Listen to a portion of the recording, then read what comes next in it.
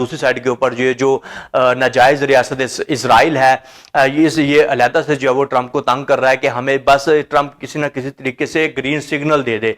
अब देखिए जो इसराइल है ये कभी भी नहीं चाहता है कि एक ये फ़लस्तीन के ऊपर जुल्म डाल रहा है, गज़ा के ऊपर जो है वो इसने इतना जुल्म किया है कि वहाँ की कोई भी बिल्डिंग इसने ऐसी नहीं छोड़ी है। और इसको शायद किसकी थी? डोनाल्ड ट्रंप की। डोनाल्ड ट्रंप इसके साथ था और ये कोई भी काम जो खुद से नहीं करता है। सबसे पहले ये अप्रूवल लेगा अमेरिका से, उसके बाद फिर इसने जो है वो फ़लस्तीन के साथ ऐसे किया था। फ़लस्तीन के अगेंस्ट इसने ये जो वॉर क्रिएट की थी और उसके बाद फ़लस्तीन के जो हालात हैं कि सारी सारी मुस्लिम कम्युनिटी को इसके बारे में सोचना चाहिए और इन दोनों रियासतों के खिलाफ जो है वो उठ खड़ा होना चाहिए। देखिए 57 इस्लामिक ममालिक हैं और इसके ऊपर अलग से व्लॉग रिकॉर्ड करूंगा कि 57 इस्लामिक ममालिक जो हैं वो अगर अटैक करते हैं इन दोनों कंट्रीज के ऊपर, अमेरिका और उसके बाद इजराइल के ऊपर, तो दोनों कंट्रीज जो हैं वो बहुत जल्द जो है वो खत्म हो जाएंगी। इस प्लेनेट से ही ये खत्म हो जाएंगी। लेकिन इनको सोचना चाहिए, इनको जो है वो मिलकर जो है वो अटैक्स करने चाहिए इन दोनों कंट्रीज के ऊपर, अमेरिका और इजराइल। ये पूरे के पूरे इस प्लेनेट के ऊपर सारी की सारी दुनिया में जो है वो अमन के दुश्मन बने हुए हैं। और दूसरी साइड के ऊपर जो इजराइल जो वो अब नेक्स्ट अप्रूवल मांग रहा है डोनाल्ड ट्रंप से कि मुझे अप्रूवल दी जाए, मैंने ईरान के ऊपर अटैक करना है, क्योंकि ईरान जो है वो अपने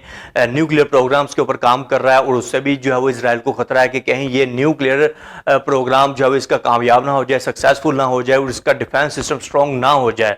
और इस तरह से ये आप देख लीजिए, ये सारी की सारी चीजें चल रही हैं। आप इसके बारे में क्या रखते हैं कमेंट करके लाजमी बताइएगा। इस वीडियो को देखने का आपका बहुत शुक्रिया। आपके कमेंट लाइक्स हमारे लिए बहुत इंपॉर्टेंट होते हैं।